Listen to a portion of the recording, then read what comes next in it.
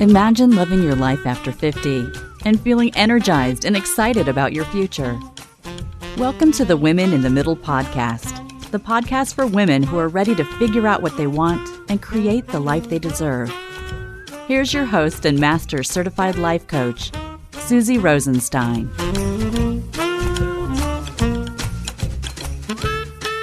Hey there, welcome back to the podcast, Women in the Middle. I'm your host, Susie Rosenstein, your master certified coach and midlife mentor, and I'm so happy to be here with you again for this week's episode, which is a really important one because May is Skin Cancer Awareness Month. My guest is someone who knows all too well how important it is to increase your awareness about skin cancer because she's a survivor of melanoma. And she is also my sister.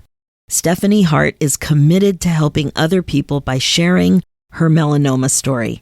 Before her diagnosis in 2018, she was a 45-year-old single mom of a 15-year-old daughter, a full-time mid-level sales manager. She was dating, spending time with her friends, and, just really enjoying life.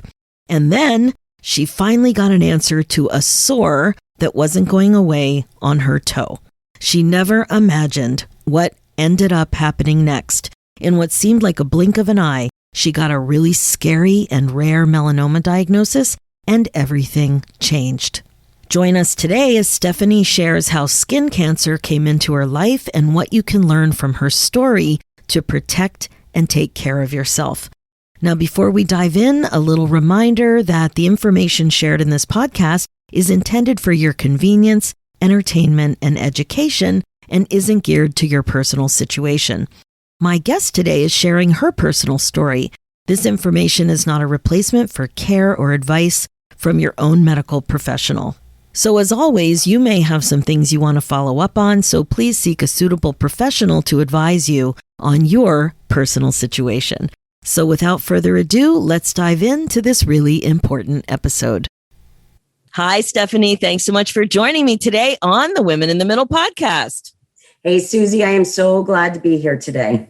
I am beside myself that we were able to schedule this interview to coincide with a cause that you feel so passionate about raising awareness about, and that is Skin Cancer Awareness Month. And for those of you who may not know, Stephanie is my sister, and I'm thrilled to be able to share this important interview with you here today because as you can get the hang of this, it is really, really important. So let's start by telling everyone a little bit about yourself and what your life was like in your 40s before your diagnosis. Well, I was about 45 when I got diagnosed. So prior to that, I had been divorced in 2012 and was a single mom at that time of a 15-year-old daughter who was highly involved in theater and music and all the different choirs and just very, very busy. And her dad lives 3.5 hours away. So really just me locally for her. I was working full-time as a sales manager and a mid-level sales manager of 12 to 13 sales reps. So a lot of responsibility with the reps and the customers. I spent a lot of time with friends and family, and I was dating. I was in a relationship for, I guess, about 8 months or so prior to my diagnosis, and we were out just having a blast. I was just having fun in life, and then all of a sudden, boom. So what exactly did you mean by boom? What did you notice that was a little bit off?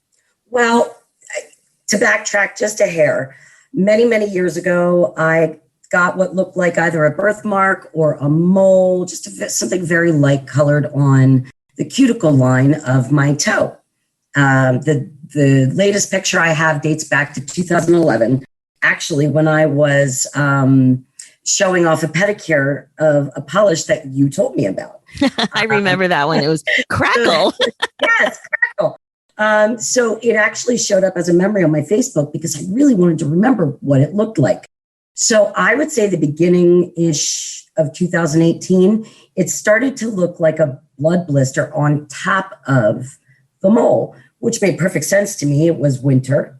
I was wearing boots that could be rubbing on my foot. It didn't look like anything crazy except a blood blister. So I let it go. Then I went to my diabetes checkup. I'm type 2. I'm fine. It's under control. But I went to my diabetes checkup. And at the end of the appointment, I recommended, hey, doc, do you think you can take a look at this? I don't know what it is. It's kind of weird. He glanced. He looked at it. He said, ew, that's ugly. Cover it for a week. If it's not better, go see a podiatrist. Probably need a podiatrist. Okay. Of course, I'm a busy mom, right? So I let it go. I cover it for a week. It seems to look like it's a little more dry. So I'm like, okay, whatever. A couple months go by. Next checkup. It's starting to look funky again. I said to him, I guess I'll go to the podiatrist. Go to the podiatrist in September of 2018. And I walk in and immediately he says, that's a wart. I'm like, ew, okay. Do warts ooze and pus and bleed? And he's like, no. And that's why I want to do a biopsy to see what type of wart this could possibly be. I'm like, all right. So he does that. It hurts. I leave. I try to freeze the wart off because I'm impatient. And it really hurt even more than the biopsy. And a period of time goes by, well over the amount it should have been. I call, no results. I call again, no results. Then I get a weird call from a lab saying that they want to talk to this doctor about a patient's results. And I'm like, oh, that doesn't really make any sense. First, why would a lab call the doctor? Only something bad. And why are they calling me? That has to be some type of screwed up. So finally, I get in touch with the doctor's office the next morning because I'm fuming at this time. And everybody's fumbling around. And the doctor's like, we've been trying to get these results for you. I'm not sure what's wrong. Somebody was on vacation, blah, blah, blah, lies, lies, lies. Which is just weird to me because then I found out 2 weeks ago they had gotten an abnormal or atypical, as they call it, result to the biopsy. And I'm like, well, but you told me there were 0 results. Well, we don't report those. He says he's going to bring them to the office tomorrow for me and I can come in and get them from him. And so I go to the office and they hand me a sealed envelope, the nurses, and then show me on my way. And I said, doesn't the doctor want to review this with me? And they're like, no, he said everything's in there. So I sit in the lobby alone and I open it and malignant melanoma is staring at me. I did. You know what? Every time I hear this story, I'm so confused by it. Yep. Like the one thing that's so confusing is that both of those doctors they weren't alarmed when they saw the thing, which makes you think it was unusual, right? That they wouldn't have been prepared to see anything like that. It didn't look like any cancer that I saw in a book, that's for sure, right? And then the way you found out about it is really strange. So what happened next? In that envelope was also a referral to a dermatologist. Now, I've never gone to a dermatologist because I really didn't have a need. I didn't have acne growing up. I didn't, have any major skin problems. As a matter of fact, my skin's always been pretty darn good. Now, I did get sunburned a lot when I was younger, but nothing is odd in those parts of my body. So immediately I'm on a search and destroy mission at this point after I've stopped hyperventilating and crying and immediately dialing my whole family. And so I called the dermatologist office and at the same time faxed over the biopsy results. While I was on the phone with the office manager trying to schedule an appointment, next thing I know, the doctor and founder of this facility is on the phone with me. Again, I'm not a patient there yet. He's on the phone with me and he got on and he said, Ms. Hart, I would be really, really happy to see you. But by the look of this biopsy, this is a deep tumor and you're wasting precious time if you come to see me first, because I would immediately refer you to Dr. Jeffrey Farma at Fox Chase Cancer Center in Philadelphia. Wow. And I was terrified. because I didn't know anything. I never Googled toe cancer, skin cancer, anything like that. You think of skin cancer, it's not really talked about all that much. And it's the largest organ in your body. And you think of skin cancer, you think, oh, they just cut it off and you're fine. You just got to get looked at. None of my doctors in my adult years or even my teen years have ever suggested getting a yearly skin check, which, by the way, I highly recommend. And if you don't already, I would schedule it today. Yeah, it's pretty shocking. Like, I don't know if this is a standard type of a story now that you've met lots of people with skin cancer. What do you think? It sounds like something strange happened, but did it? Because of the location, mine's a very, very, very rare type of melanoma. So skin cancer, there's a lot of different skin cancers. There's basal cell, squamous cell melanoma, which is the most deadly form of skin cancer, especially if you don't catch it early, which I did not. We'll get into that, no doubt. The location is very rare as well because the type of melanoma is called acrylenticinous melanoma. And essentially what that means is on hairless parts of your body, hands and feet, smooth, hairless parts. These are not even parts that really are subject to the sun very often. So, and oddly enough, this is the highest percentage of deadly melanoma in darker skinned races. Which there's a fallacy out there that, if you have dark skin, you don't have to worry about melanoma or skin cancer. It's this old, I don't know where people thought of this, but Bob Marley, who is a Black man, died of the same exact type of melanoma. Wow. And so yeah, mine was kind of rare, but, people walk around with skin cancer all over their body and don't even know it. It's true. And I remember, of course, how scary it was for all of us as you were going through this. And the other strange thing that many people don't know is that this type of skin cancer can appear in your nail beds. Yes. Mine actually didn't appear as much in the nail bed, but it was in the nail bed. It was along the cuticle line of my big toe, my left big toe, or great toe, as they call it. And, like I said, it started as what looked like either a little mole or a birthmark. It was pink. It was nothing. And it was flat. It was flat at first, too. That's the other thing. Flat, smooth. Yeah. There was no texture change to my skin. It was nothing. And I do remember, it's odd. I remember talking to Missy and Marcy, two of our other sisters, way back when I first noticed it. For some reason, it stuck in my head. I just remember saying, hey, I got a weird mole on my toe now, because I knew Missy had a freckle on the bottom of her foot, and I think you have one. And I was like, I guess I'm joining the family, the little cool, fun feet things. And after that, I never gave it another thought. So, but with the toenail and the nails, so many of us have nail polish on the majority of the time. Yes. It wouldn't even occur to me to look at my nail bed for skin cancer. So that was really, really surprising.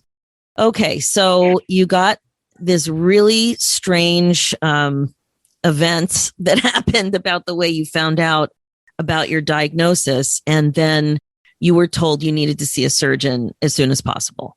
Then what happened? Yeah. So then I immediately got on the phone with Fox Chase Cancer Center. For those of you that don't know, it's in Philadelphia, and it is one of the most renowned cancer centers in this area.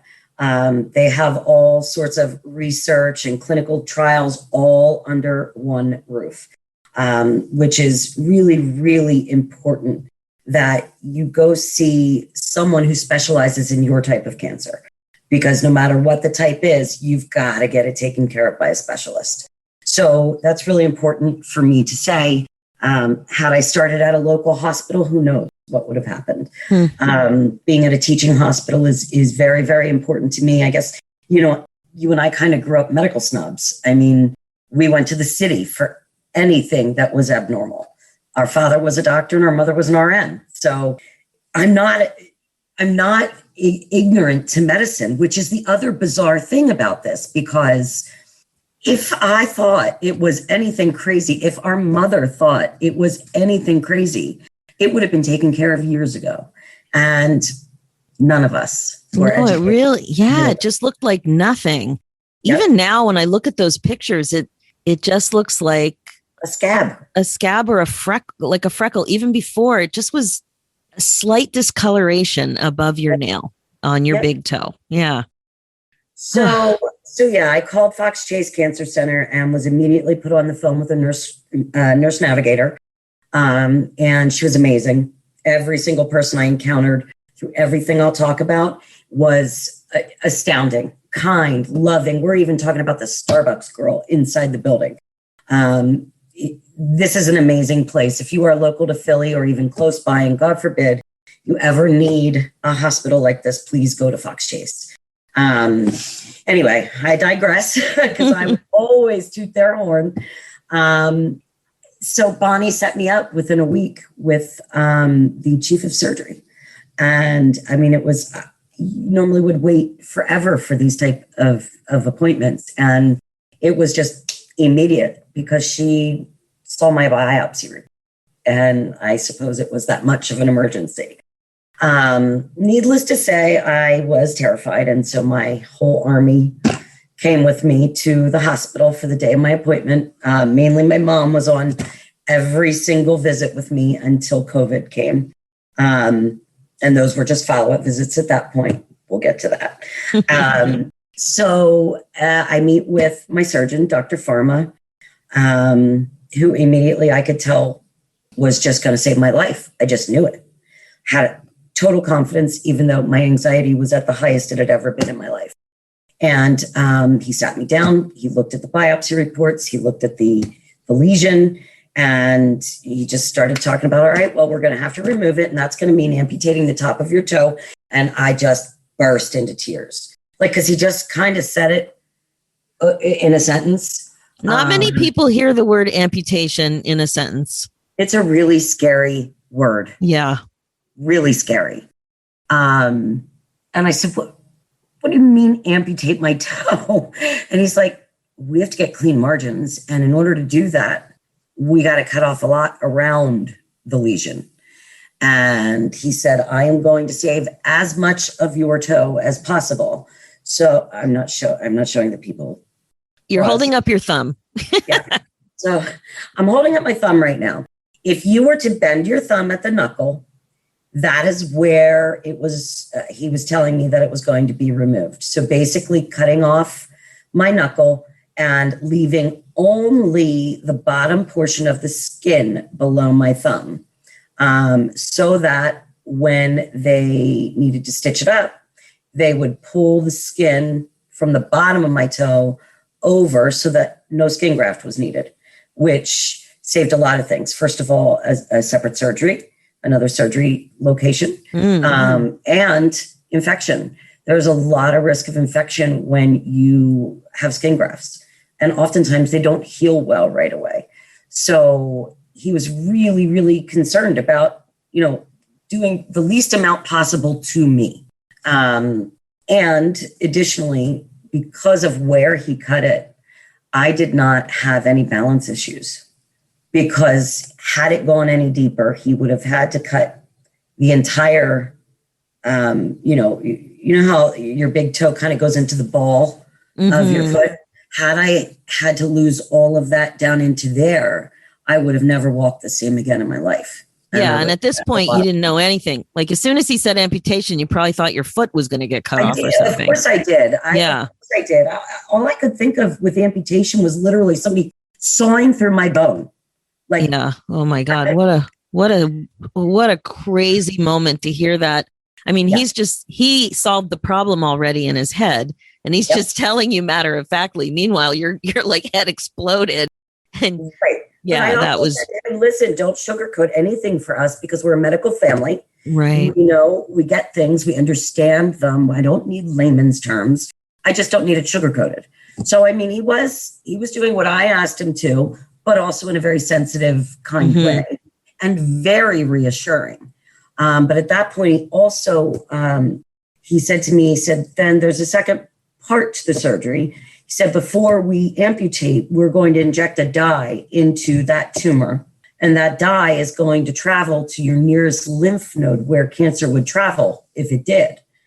And I said, well, what would that mean? And he said, well, there's only a 20% chance it would be in your lymph nodes.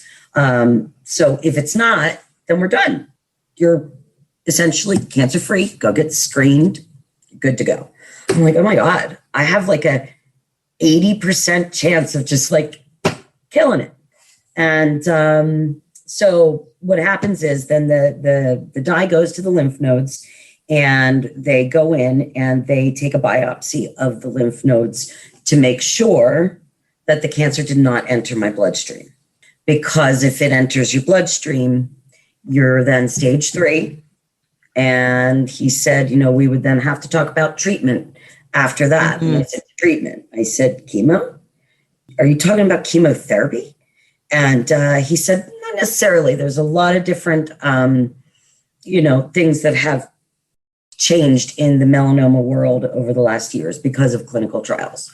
I said, okay. I said, but that's cool because, 20% chance, right? Okay, because this is only 5% of all melanomas in light-skinned people. But, 20% chance, that's higher. Yeah, and you're pretty fair, too. I'm pretty darn fair. Yeah. So he explained it all, and then they scheduled me for surgery a week later. That was pretty shocking, too, and reassuring that things were so quick. Yeah, but that made it scarier for me. I can see how. At my end, I was just so relieved that you were at the best place and they were able to accommodate you very quickly. Right. But I know my perspective was very different than your perspective. Absolutely. But, the fact that they were like, okay, we're doing this in a week. I'm like, wait a second. Is it that serious? Like, I'm still at this point. I'm like, okay, I know melanoma is pretty serious because I had remembered way back when I was still married. My husband at the time was working in an office in Philadelphia, and there was a funeral service he needed to go to, and I went to be supportive. And it was a gentleman who had been told he had melanoma a couple months prior, and then he was gone. Oh my God. Yeah, that's all that stuck in my head. And then, of course, I Dr. Googled everything, which is fine because I'm all about knowledge. That didn't scare me anymore. That just made me prepared for what I was looking at. So, yeah, I had a week to just kind of figure it all out and party with my friends and live my life as best I could with all the anxiety. And there was anxiety. Oh, yeah. That was brutal. Back in 2015, as you know, we had a rough 2015, but I had upped my antidepressant to, I had doubled my dose in 2015. And then at this time, as soon as all of this happened, I went to my primary again and I said, listen, I called because I couldn't go in. I was too much going on. I said to him, I'm going to need more. And he upped it to 150 milligrams from 100 milligrams. So yeah, each trauma in my life has kind of unfortunately increased my medication doses, but at least it's working. Well, you had the care team set up. I mean, that's also amazing to be able to know what you're going to need. Yeah. And take care of business. Yeah. Which is what you did. Yeah. Oh, I took care of business, man. So surgery day came and I have some pretty awesome local sisters. All my sisters are awesome, but I have 2 local sisters who got together with some of my friends and made cute little, signs. The signs were a riot. Oh my gosh. Actually, I still have them. Do you have them? What were some of the sayings on those signs? We love you, Stumpany. Stumpany. One of my favorites. My nickname in my family is Tutu. So 1-1. Toto Hart for mayor of Toamencin. The local town is Toamencin where you live. So it's a little play on the spelling there. Hilarious. Exactly. 10% off your next petty. What else? StubHub called. We want our toe back. Now, when you were being presented with these hilarious signs, did you agree that they were hilarious? Oh my God. I was cracking up because so good. Here's the thing for me. This is who I am. Everything that happens to me in my life, I use humor to get through. Because what else am I going to do? Am I going to crawl under a rock and bawl my eyes out for 2 weeks and not handle it? No, I joke about things. I lighten the load. And, not just for myself, but for the people around me as well. Because it's an uncomfortable topic to talk about. Oh God, I'm so sorry you were diagnosed with cancer. I know nobody knows what to say. And I have to say, when you were going through all of this, you were posting on Facebook and you were being very authentic and you were really sharing. And when you first did it, I was a little taken aback because I am not that comfortable immediately. I get that comfortable, but I'm not that comfortable right away. And I could see that it was really helping you and people were so supportive and it made me feel better too. It was very interesting for me to watch how you were handling it. And what really stood out was that, like I said before, you were taking care of yourself. This was self-care. Yep. And advocating for yourself. Yes. Really, really important. And most people don't have a medical background and don't have a mother who's an RN. So most people aren't out there advocating for themselves because they have no idea that anything's going wrong with their care or their treatment or whatever it is. So, I don't know, maybe my future career is to be an advocate for people with skin cancer. I don't know. Not a bad idea. Right? Like a patient advocate. It's just so surprising that this went on. So from the time that pedicure that we have photographic evidence with the crackle nail polish to surgery day, how much time was that? Well, that would have been summer of 2011 and it was fall of 2018. So 7.5 years. Wow. And most of that time, the vast majority, you didn't even know there was trouble brewing. Had no idea. Right. Wow. Didn't even notice it growing. Didn't know. It was nothing. Yeah.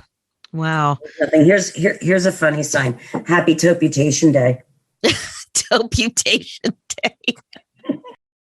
And as we were all hearing about a toe amputation, I mean, we knew it was surgery and therefore scary. We knew it was cancer and therefore scary.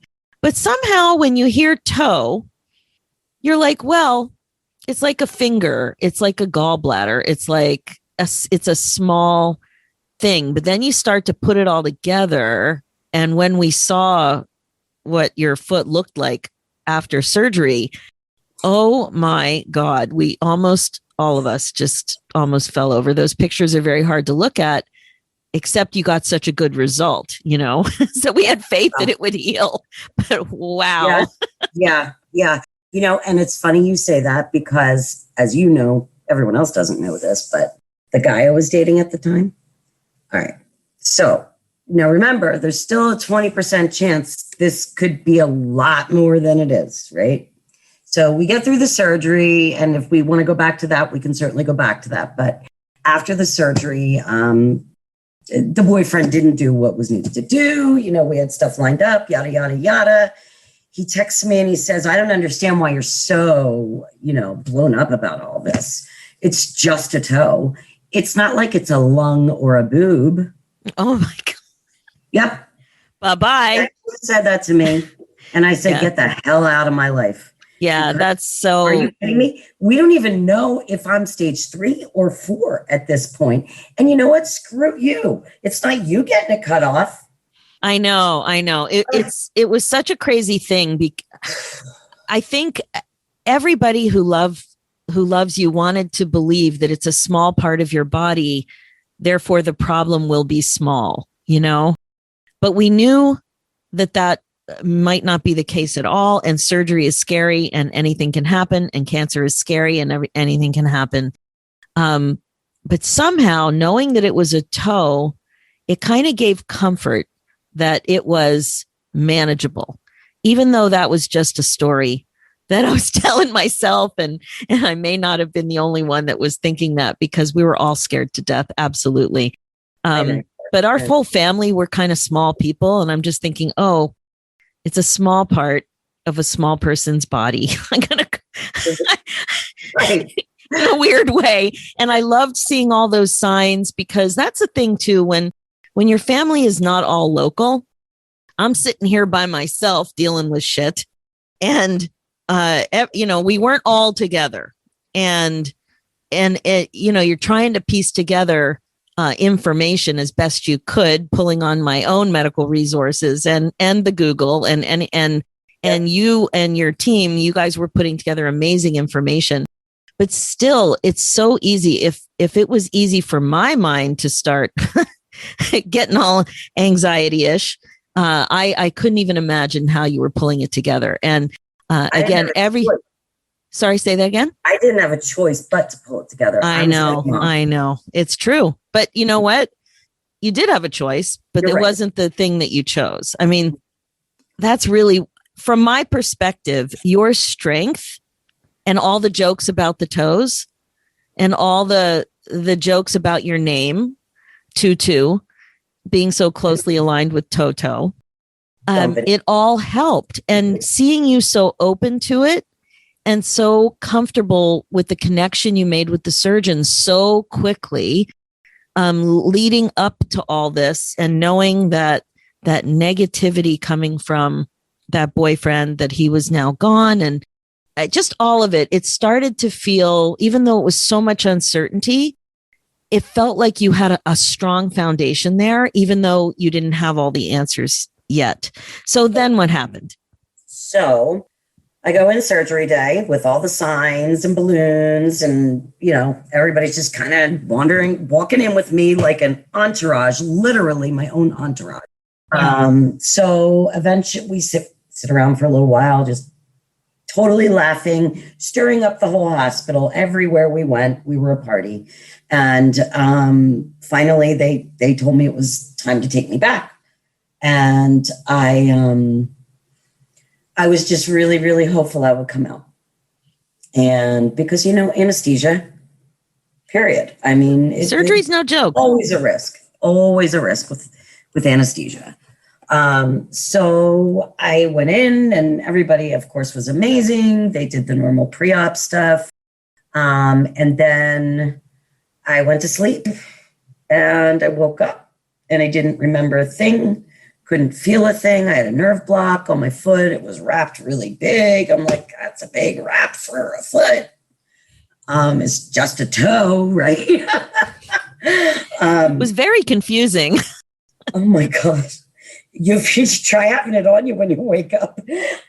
So yeah, it was very confusing. I woke up and I'm just like, what's going on? And so the doctor came in. He said, we got totally clean margins. I am 100% confident. And he said we were able to save, that whole bottom half of the toe. And we did get a few lymph nodes to biopsy.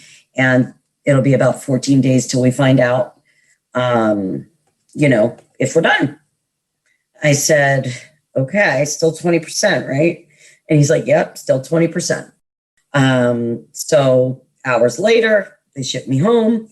Having an amazing circle of people in your life is not a choice. It's a gift.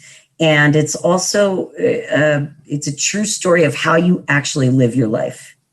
Yes. You don't just handpick people and say, okay, you're in my circle. You have to be supportive as well. You have to be in their circle. You have to be a good, reliable, trustworthy person and kind.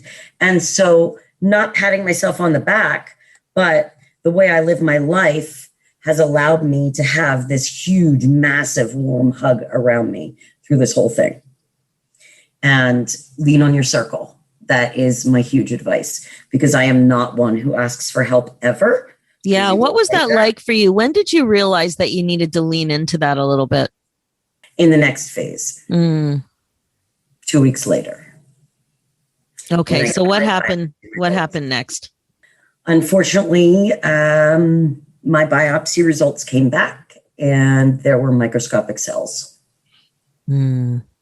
which meant that it was stage 3. And now I got to go get tested for stage 4.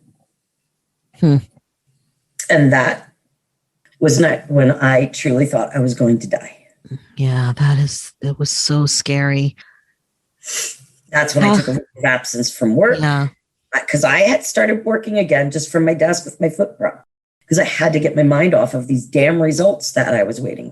Yeah. And so the next step, Dr. Pharma told me, was going to be to have a PET scan, which scans the rest of my entire body, all my organs and everything else, to see if the cells were anywhere else besides my lymph nodes. And right here is where I go back to the podiatrist and my doctor, because they could have prevented that. Think about it. 1, 2, 3 months plus a month waiting for biopsy results. Microscopic cells in my lymph nodes. Think about that. Yeah. Wow. So you actually went back to them and told them what happened.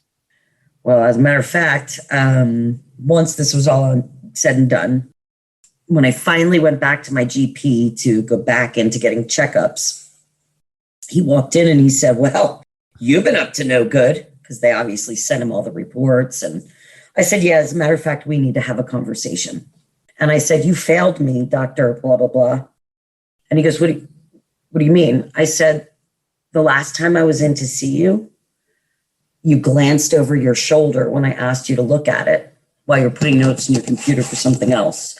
And you told me it was ugly and I should see a podiatrist. And that's pretty much all you recommended. You didn't even look at it closely. And then you referred me to this podiatrist, and he misdiagnosed me and wasted a month of my life. And the doctor just kind of sat back in his chair and slouched down a little. He put his head down and in his hands, and he said, Stephanie, I am so sorry. This won't happen to anyone ever again. I said, that's all I'm asking. I said, and the reason I'm back in this office is because you and I had such a great relationship as doctor-patient for years. And I wanted to give you a chance to make up for this, because I almost died. I could have died. And you didn't even look. Wow. He was extremely genuine. Thank God. And what an empowering moment for you. I just sat there. I'm like, you know what? I'm in charge of this appointment. And yeah, we got through it. And he was very humble. And that's why he's still my doctor. He had one chance at that point, and it was going to be his response to that situation. Wow. So PET scan, terrifying scanxiety prior to the thing. It's a real thing, scanxiety. It's a true thing. No, it's not a Webster's dictionary word, but it's true. These scans provoke horrific thoughts in your head. And you have to do whatever you can to get your mind off of it and distract and whatever you can do to just get through the time that it takes to get to the scan, and then the time it takes to get the results. Do you remember what kind of thought you were thinking while you were waiting that was helping you? No, because there wasn't a whole lot that helped me. What's it called? Ativan. That helped me. Sleeping. That helped me because I don't remember dreams. Really, I just kept thinking, honestly, about the people I have around me. And I have so much love. And no matter what, we're going to fight to the bitter end to deal with this. Mm-hmm. I've never given up. And we as a family have gotten through some horrific tragedies and traumas in our life. Horrific. Yeah. So your resilient character and strength and skills and practice managing hardship and trauma really helped you. Yeah, tremendously. Yeah. Not that you wouldn't, we wouldn't wish it on anybody, but it did help in a weird way.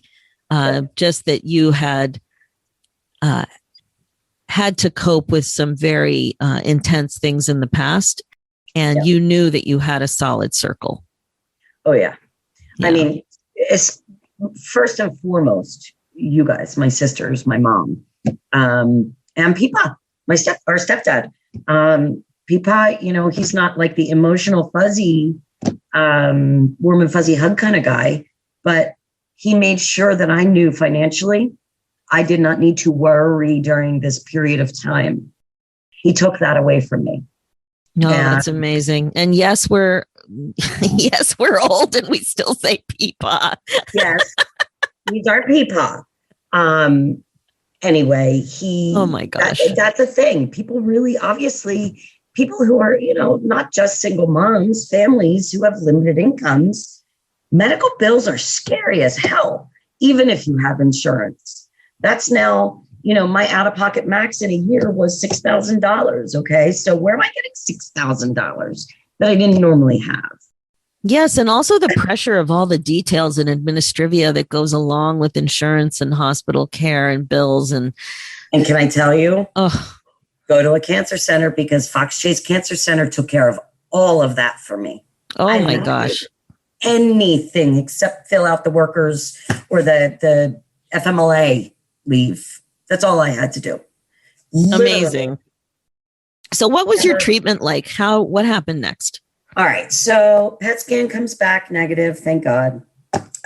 So what I'm told by the surgeon is that now I'm going to get set up with a medical oncologist who is going to follow me through and make sure that I remain clean and and that the surgeon, Dr. Pharma, would still be seeing me every 3 months to do an ultrasound of my groin to make sure that there's no activity in those lymph nodes. But, every 3 months I was going in for an ultrasound in my groin.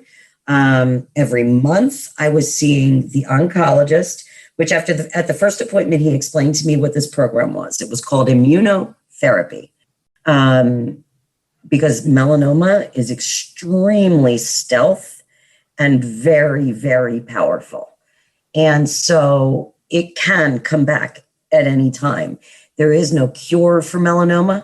What they call it is NED, no evidence of disease, meaning right now we don't see anything. But you got to keep coming back because we got to keep looking, which there's that lifetime of anxiety I get. So that's great fun. But it's manageable and I have an amazing team. So my medical oncologist explained to me what immunotherapy was, that currently right now they don't see any melanoma in my body because the doctor got it all out. He got it off the toe and the lymph nodes were clean now. He said, but this really is just to prevent it from coming back. I said, okay, I don't really like that. But anyway, he explained it would be a year of treatments once a month. There could be some side effects.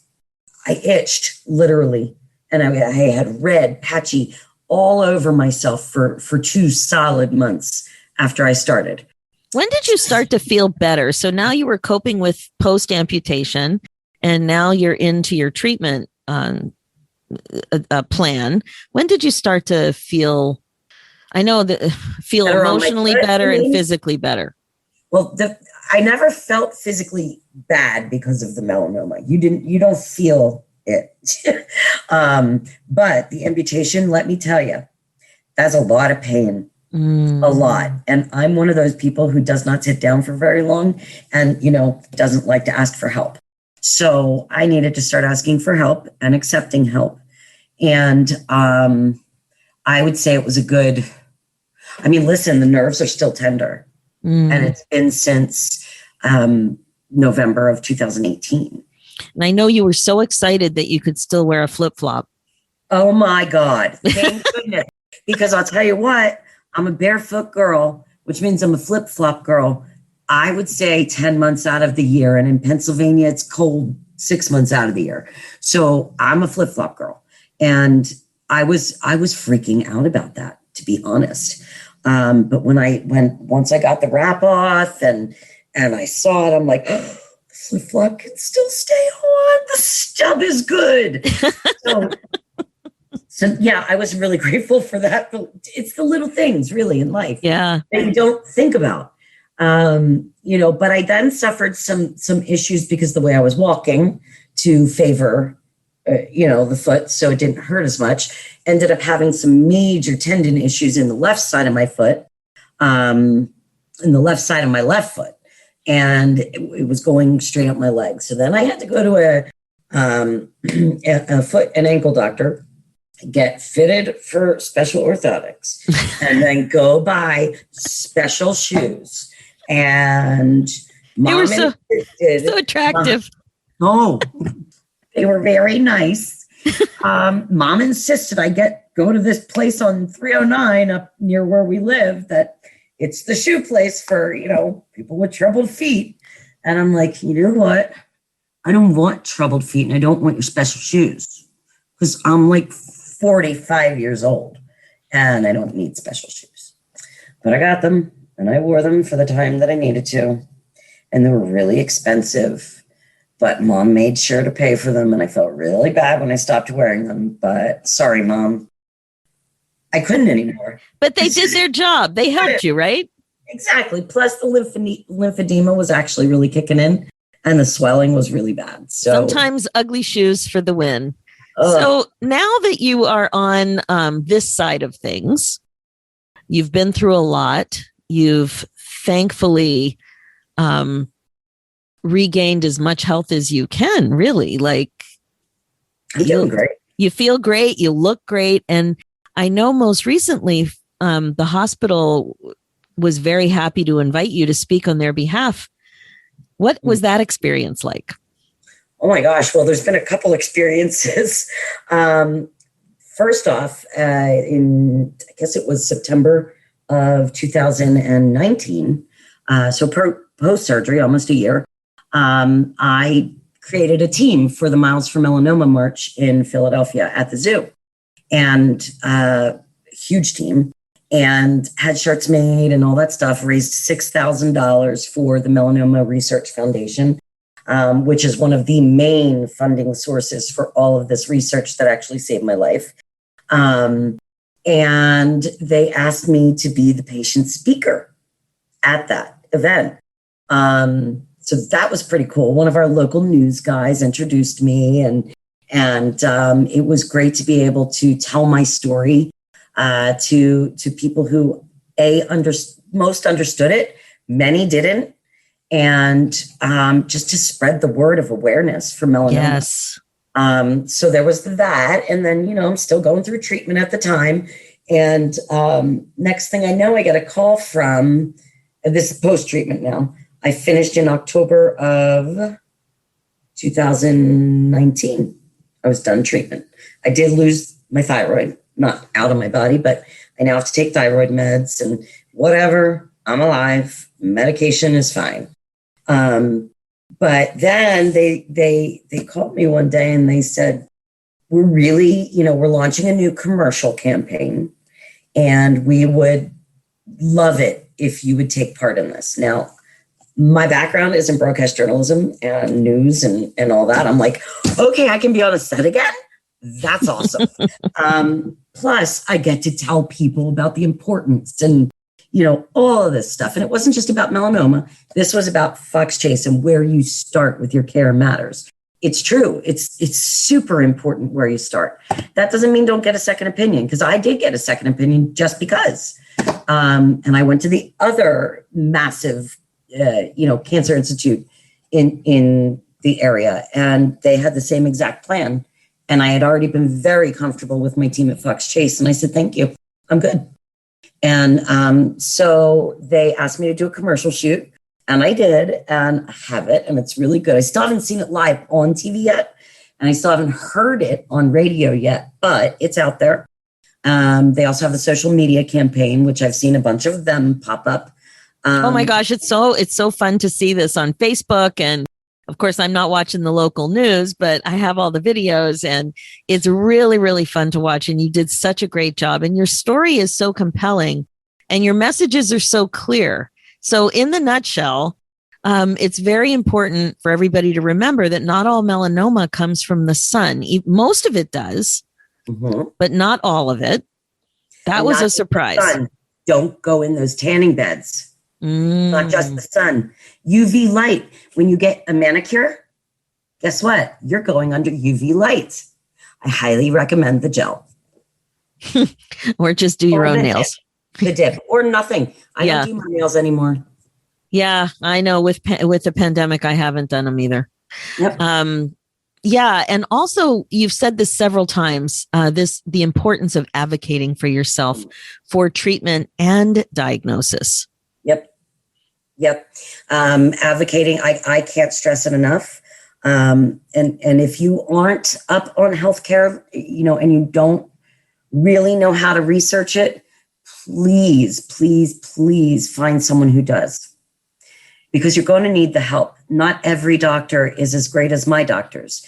Not every doctor knows all of the current trends. So if you just have to, I've seen too many horrible things happen. And also that you shared that you still struggle with anxiety and depression and some pain and swelling. And it's a reminder that even though you're on the other side of the treatment plan, there are still some side effects, and you still have to advocate for yourself. Absolutely. And I'm still going to the doctors every 3 months. Every 3 months I see the surgeon, and then every 3 months I see the oncologist. Now, so it's a 6-month period of time, but I still got to go there every 3 months. And it is, as much as I love it there and I love the people, it's a horrible reminder. Exactly. But I'm grateful. You're so grateful. And so what would you say the biggest piece of advice is for other midlife women in the middle? We're all about the midlife woman's experience now. What would you say the biggest piece of advice is? Regarding melanoma, if you see something on your skin, and if it's, if you're just not sure, get it checked out. If you're in doubt, get it checked out. And even if it doesn't look weird, you've got to start seeing a dermatologist yearly. Just go get a baseline. And then at least if something has changed. So one of the most important things you can do to advocate for yourself and your skin in between doctor's visits is know the ABCDEs of melanoma. The first one is asymmetry. If it's not perfectly round, if it looks like an amoeba shape, that's not normal. The border, if it has jagged edges or is just kind of like weird, that's not normal. Color, if it's really dark, even if it doesn't even have color to it, not normal. Diameter, if it is larger than 0.25 millimeters, it's not normal. Get it checked out. And if it's evolving, if it's changing, if it's growing, if that's what I didn't realize mine was growing until it was grown. So that's why you really, you've got to take care of yourself. I would suggest every single week or at least once a month, taking a look in a full-length mirror, get in your skivvies, get naked. You gotta. And let me tell you, once you have melanoma, going to the dermatologist is not nearly as easy as normal because they get really private. I've been asked to bend over. Yeah. So really what you're saying is pay close attention to your skin and see a physician, get it checked out. You can do as much as you want on Google, but in the end, you really do need to see a healthcare professional, and you need to advocate for yourself if you're not getting, I don't know, if you're not getting a response that makes sense to you, if you don't feel that you're getting the kind of care that you need to have at this point. Because there are some rare conditions that physicians don't necessarily have awareness of a rare condition, which was your experience. So be an advocate for yourself, see a healthcare professional. If you need to see a second one or a third one, do that too. Why not? Yep, absolutely. And one of the main things about finding these things early is almost always, if you catch it before it hits your bloodstream, you can be cured. You have to be an advocate for yourself. If you don't do it, nobody else can help you. Exactly. Right? You have to speak up and get help to get help. Yep. I know that sounds weird, to get help, but you have to start somewhere. But I'll tell you, I've had like 6, 7, 8 people message me and say that they've gone to the dermatologist because of the stuff that I've shared, and that things have been removed in situ, which is the very beginning. Wow. And that's why I do this. Yes. That's why I talk about it. Yeah, that's right. Well, thank you so much for taking the time to share your story. I really appreciate your authenticity. And I know somebody listening today has noticed something weird and is going to be inspired to make that appointment. I really hope so. Absolutely. That's all I can hope for. Well, that's it. We're not physicians. All we can do is share the stories and encourage you that when in doubt, check it out. Exactly.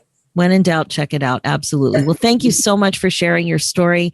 I wish you the best of health and continued influence in this really, really important area of helping women advocate for themselves, not just in midlife, but all the time. It's really, really important. Absolutely. Okay. Thank you. Happy to have done this. Thank you. And I love you so much, my sister. Oh, love you too. So glad you were here with us today. Take care. You too. Okay, that's it for this episode. I know it can be scary to hear a story like this, but I think you'll agree it's really important to raise your awareness about skin cancer. It's also a good idea to be reminded about how important it is to follow up with your physician with questions about your skin and to make sure you're doing whatever you can to stay healthy and safe. If you see something weird on your skin, follow up and get it checked out. According to the Skin Cancer Foundation, with over 5 million cases diagnosed in the United States each year, skin cancer is America's most common cancer. Fortunately, skin cancer is also one of the most preventable forms of cancer. Stephanie's skin cancer was a rare form not caused by the sun. That's unusual. The Skin Cancer Foundation says that about 90% of non-melanoma skin cancers and 85% of melanoma cases are associated with exposure to ultraviolet radiation from the sun. By sharing facts about the dangers of unprotected exposure and encouraging people to check their skin for warning signs, we can and will save lives. Specifically, the Skin Cancer Foundation recommends the following tips.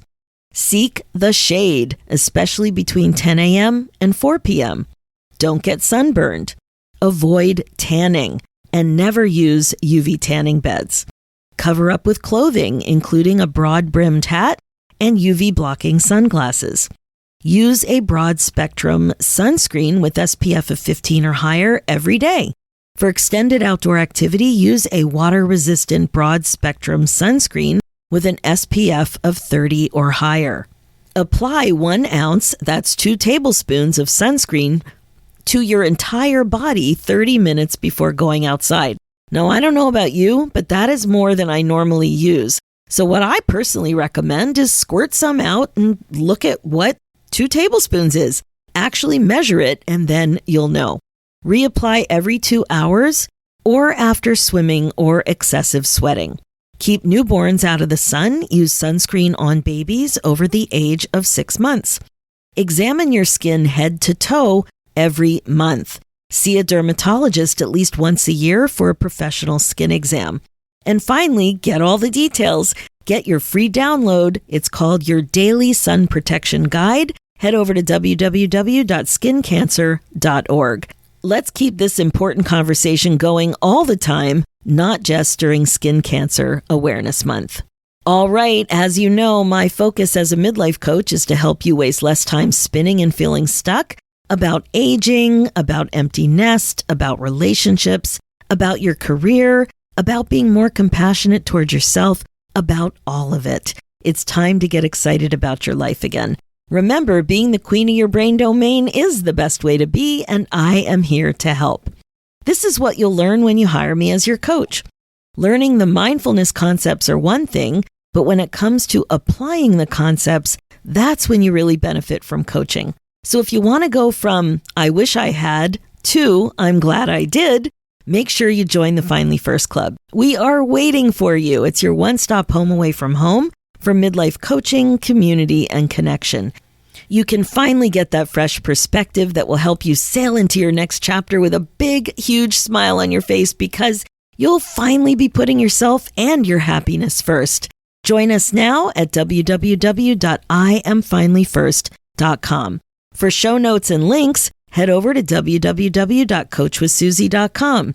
And to get a copy of my new book, 50 Ways to Celebrate Life After 50, check out Amazon or your favorite online bookseller or go to www.50waystoCelebrate.com.